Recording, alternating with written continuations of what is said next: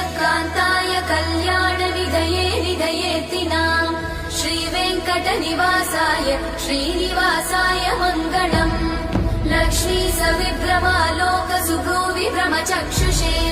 चक्षुषे सर्वलोकानां वेङ्कटेशाय मङ्गलम् श्रीवेङ्कटाद्रिशृङ्गाग्रमङ्गलाभरणाङ्गये मङ्गलानां निवासाय श्रीनिवासाय मङ्गलम् सर्वावयव सौन्दर्य सम्पदा सर्वचेतसां सदा सम्मोहनायास्तु वेङ्कटेशाय मङ्गलम् नित्याय निरवध्याय सत्यानन्दचिदात्मने सर्वान्तरात्मने श्रीमद् वेङ्कटेशाय मङ्गलम् स्वतः सर्वविदे सर्वशक्तये सर्वशेषिने